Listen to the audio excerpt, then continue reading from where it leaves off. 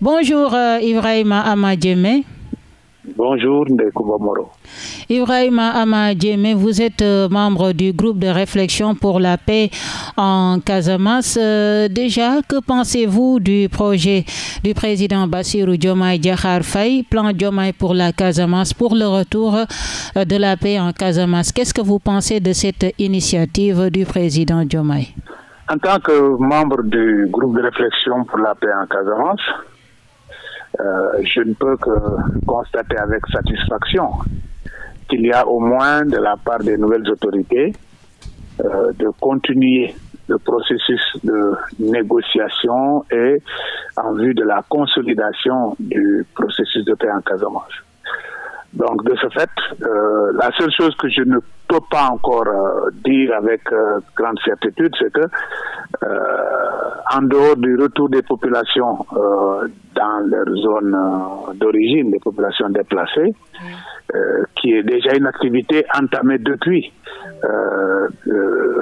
2012, 2013, 2014, et nous pensons que c'est une bonne chose que de pouvoir continuer à renforcer ce retour en accompagnant les populations justement dans leur volonté de retour chez elles.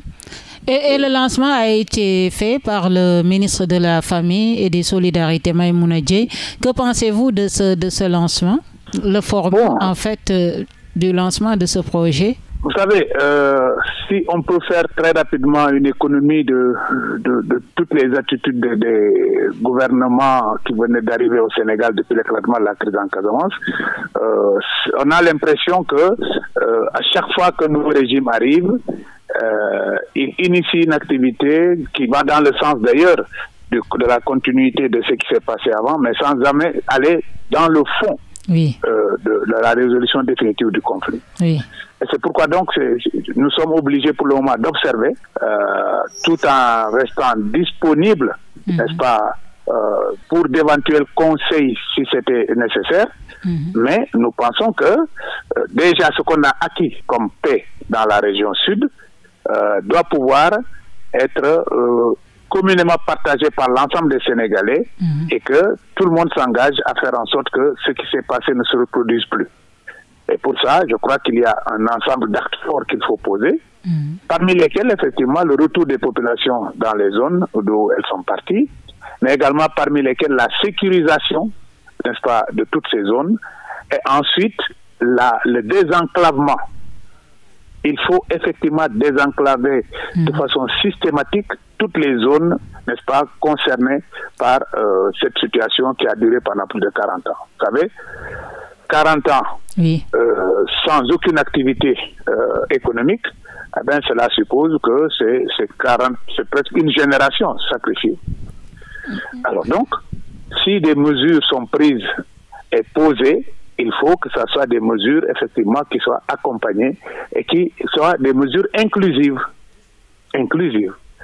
Vous voyez, parce que ce qui a fait que les autres n'avaient pas réussi, c'est que chaque fois qu'on prenait des mesures qui s'adressent exclusivement seulement qu'aux anciens combattants, eh bien, les autres considèrent que c'est une sorte de prime et que il n'y a pas suffisamment de prise en compte des besoins communs à tout le monde.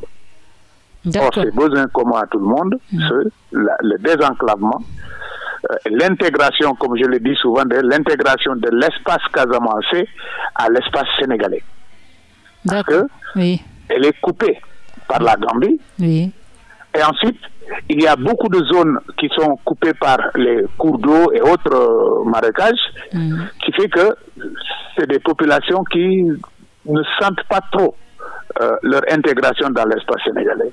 Et la conséquence, bien sûr, c'est que souvent, les populations frontalières, de part et d'autre, que ce soit du côté de la Gambie ou du côté de la Guinée-Bissau, sont plus tournées vers ces pays que vers le Sénégal.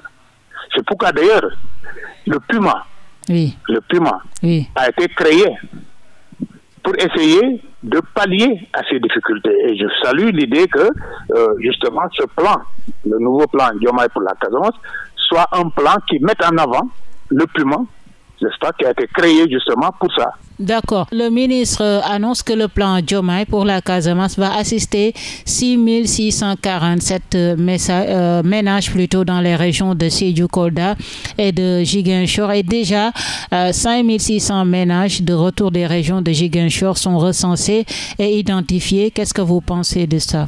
Bon, je pense qu'ils ont certainement les chiffres qu'il faut. Oui. C'est pourquoi j'ai dit il faut nécessairement une démarche inclusive. N'est-ce pas? Parce que cette région, quand même, ces trois régions sont administrées par des gouverneurs qui ont sous leur autorité des préfets et des sous-préfets, n'est-ce pas? Plus les services des statistiques qui doivent pouvoir faire un recensement pour avoir une idée exacte du nombre de populations qu'il faut assister. Et surtout qu'aujourd'hui, avec la communalisation intégrale, les maires également mises à contribution peuvent le faire. Peu importe, à mon avis, le nombre de personnes qu'il faut recaser, n'est-ce pas? Ni même le coût que ça va coûter.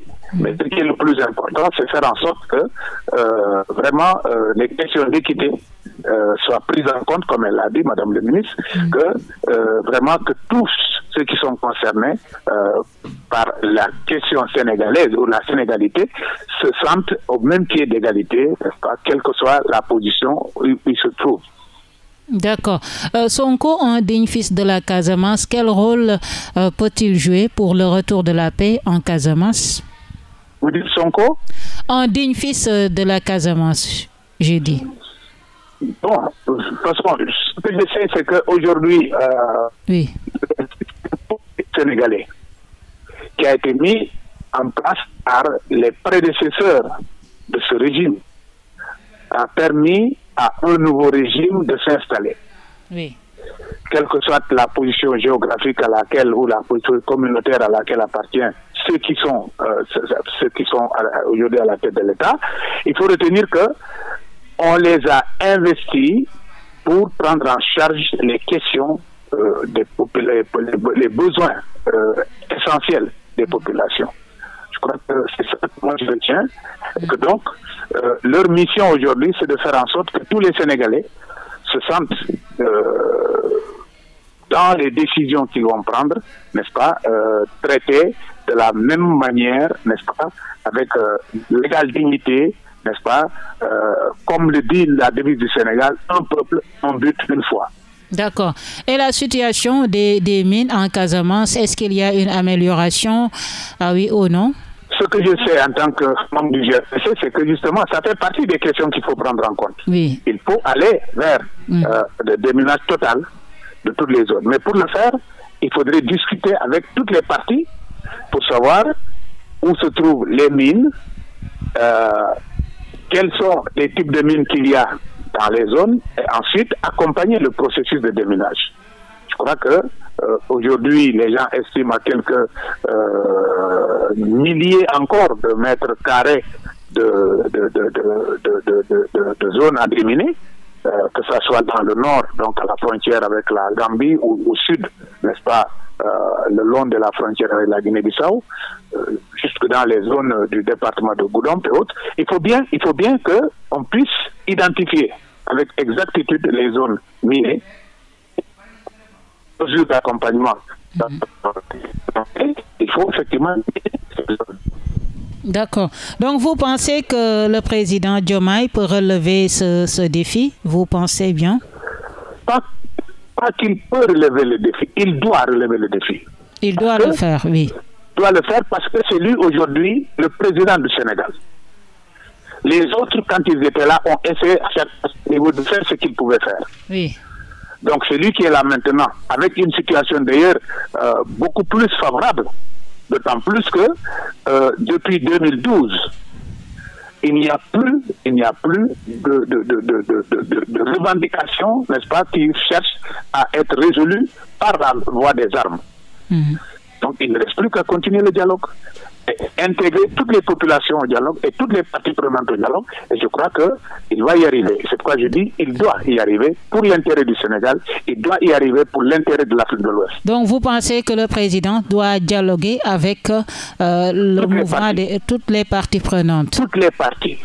toutes les parties, sans exception. Oui. Sans exception. Parce qu'il y a plusieurs factions du mouvement des forces démocratiques de la Casamance. Il n'y a pas seulement que le MFDC. Oui. Vous savez, le MFDC revendique la partition de la Casamance. Mais combien sont-ils des Casamancés qui n'ont pas revendiqué ça et qui restent sénégalais et qui veulent à tous les coups rester sénégalais? Donc si vous discutez seulement qu'avec le MFDC, mais vous n'aurez pas peut-être de solution. Si vous discutez également avec les Casamancés qui, eux, sont sénégalais et qui veulent rester sénégalais, vous n'aurez pas de solution. Il faut discuter avec tout le monde. Voilà. Quand des mesures sont prises et qu'ils visent que les seuls MFDC, bon, je dis, c'est peut-être des solutions qui peuvent marcher. Mais à mon avis, avec la petite expérience que j'ai de la situation, je crois que ça va marcher, mais temporairement. D'accord. Merci Ibrahima Amadjeme d'avoir répondu à nos questions. Je rappelle que vous êtes membre du groupe de réflexion pour la paix en Casamance. C'est ça? Oui.